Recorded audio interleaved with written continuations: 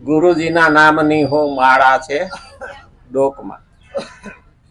ખરેખર ગુરુ બિન જ્ઞાન ન ઉપજે, ગુરુ બિન મિલે ન ભેદ, ગુરુ બિન સંશય નવ ટળે. ભલે વાંચો ચારો વેદ, ગમે એટલું વાંચીએ, પણ જ્યાં સુધી આપણા ગુરુએ આપણને જ્ઞાન નથી આપ્યું ત્યાં સુધી આપણને ખબર ન પડે. રીતિ, નીતિ અને નિયતિ આ બધાનું જ્ઞાન લેવું હોય તો ગુરુ આપણને શીખડાવે છે. એટલે તો આયુર્વેદની અંદર ધન્વંતરી એ બધા વૈદોના ગુરુ છે. એણે લખેલા સિદ્ધાંતો. એટલે તો રામાયણની અંદર એક આવે છે સુષેણ વૈદનું. એક કોઈ રાજવૈદ હતો અને એક કોઈ દુશ્મનનો ભાઈ હતો. રાવણના દુશ્મન રામ, એનો ભાઈ. હવે એને મૂર્છા આવી અને એને જીવિત કરવો હોય તો વૈદ્યથી ના પાડી શકાય નહીં.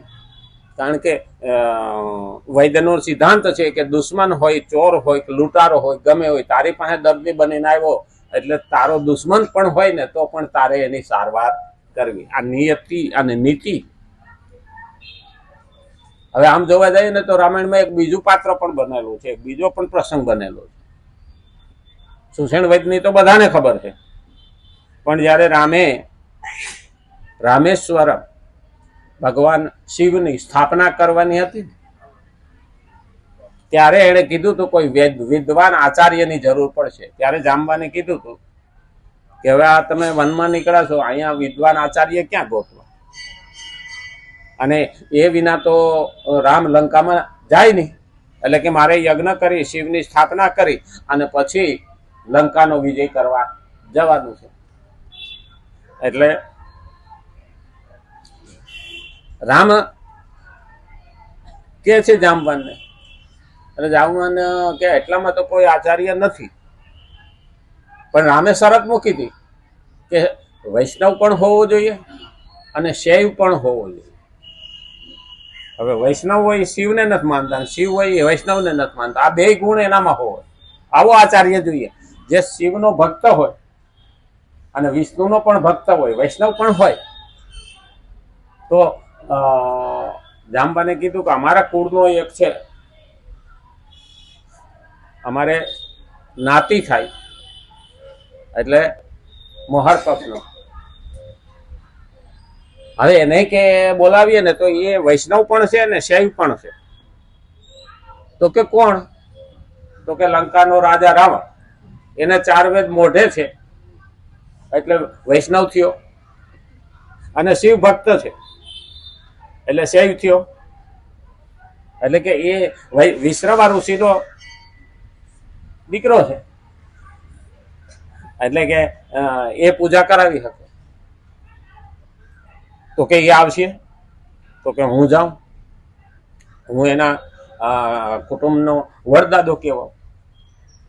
કોઈ દી ગયો નથી પણ એકદમ ઓળખે તો છે. ત્યારે જાય છે, લંકામાં પ્રવેશ કરે. રાવણને ખબર પડે તો ઓર્ડર કરી દીધો છે કે દાદા આવે છે, એને દરેકે પગે લાગવાનો. એટલે લંકાની પ્રજા અને લંકાના સૈનિકો પણ પગે લાગવા માંડ્યા. દાદાને એમ કેમ કે સભામાં લાવો. પછી એને કીધું કે ભાઈ મારા 2 યજમાન છે, એને પૂજા અને યજ્ઞ કરાવવાનો છે, તો તમે આવશો? તો કે પુરોહિત તરીકે હું તમને લેવા આવ્યો છું. પુરોહિત કહેવાય. એટલે એને કીધું કોણ છે કે તમારા યજમાનો? એ તો નહીં, અયોધ્યાના રાજકુમારો રામ અને લક્ષ્મણ. તો કે હા. એને કયો યજ્ઞ કરાવવાનો છે? તો કે લંકા વિજયનો.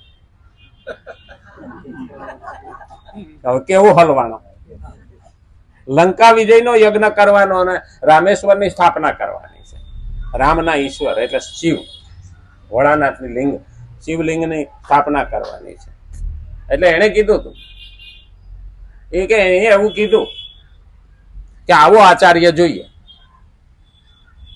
એટલે રાવણ કે સાચી વાત છે, પણ હવે વનમાં તમે કે બધી વ્યવસ્થા કરો કેવી રીતે?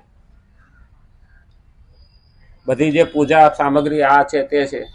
તો કે શાસ્ત્રમાં તો લખેલું છે ને કે યજમાનથી ન થાય તો આચાર્ય જે પૂજા કરાવવા આવે ને એ બધી વ્યવસ્થા કરે, જે જે જોઈએ એ લેતો આવે. હવે એટલે રાવણ કે એ તો બરાબર છે કે રાવણ કઈ ભણેલો નહોતો એવું નહોતું. હવે આચાર્ય તરીકે જવાનું છે અને એ પોતાની લંકા હારવા માટે યજ્ઞ તો કરાવવો પડે. હા, શું કરાવવો પડે? જ્યારે પુરોહિત થાય અથવા તો વૈદ્ય થાય તો એને સારવાર સાચી કરવી પડે અને યજ્ઞ પણ સાચો કરાવવો પડે, એમાં ખોટ લવાય નહીં. એટલે કે દાદા સારું કે હું આવું, બધી વ્યવસ્થા કરી કે જે સામગ્રી જોઈ તને ખબર હોય છે રાવણ ને એ તારે પૂરી લેતી આવવાની. હવે રાવણ કે યજ્ઞ કરાવવું તો પૂરું કરાવવું, અધૂરો હું કામ એને કરાવવું જોઈએ? કારણ કે પુરોહિતને આ ફરજ છે. જોકે આજના કાળમાં તો કળિયુગમાં તો નહીં ઘણાય કરતા કે ભાઈ એને કયો ને કે 2 કલાકમાં લગ્નનો વિધિ પતાવી દે તો એ 1.5 કલાકમાં પતાવી દે, એવું કઈ નથી. પેલા 2 દાડા લગ્ન વિધિ આવતી, હવે 1.5 કલાકમાં પતાવી દે કે અમારે સામે બસ પુગાડવાની. એટલે પુરોહિતો દુઃખી થાય છે.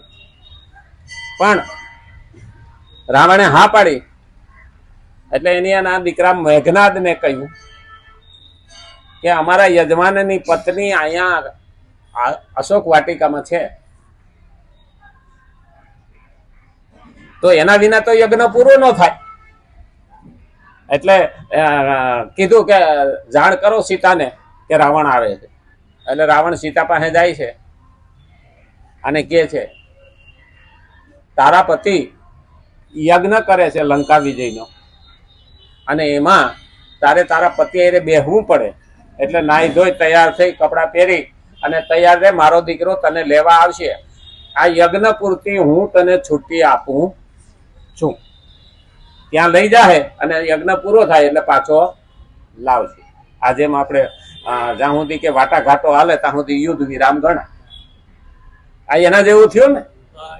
હા, એટલે સીતાને કહી દીધું, મેઘનાદ એનો દીકરો એને કીધું કે તારે લઈને આવવાનું છે. એટલે એની પાસે અદ્રશ્ય રથ હતો, એ રથમાં બેસે એટલે અદ્રશ્ય થઈ જાય. એટલે રાવણ આવે છે પુરોહિત તરીકે, યજમાન તરીકે રામ અને લક્ષ્મણ હોય છે. જે જે સામગ્રી ઘટતી હતી બધી લાયા. એટલે એ રામને કહે છે કે તમારે યજ્ઞ પૂરો કરવો હોય તો તમારા પત્નીની જરૂર છે. હવે તમારા પત્નીની જરૂર છે એ તો કે અહીંયા હાજર નથી, તો કે પુરોહિતની ફરજ છે કે આ પણ યજ્ઞ સામગ્રી જ કહેવાય, એની વ્યવસ્થા કરીને હું આવ્યો છું. એટલે એની મેઘનાથને અવાજ માર્યો એટલે આકાશમાંથી અદ્રશ્યમાંથી હતો એ દેખાય અને સીતાને રામની બાજુમાં બેહાડી દીધા અને યજ્ઞ કરાયો. પૂરેપૂરો યજ્ઞ કરાયો અને આશીર્વાદ દીધા. હા, વિજયી ભવ. બધી વાનર સેના જોઈ રહી કે આ પોતાની લંકા હારવાના આશીર્વાદ થયા ને, પણ પુરોહિત તરીકે એનાથી ખોટું થાય ને.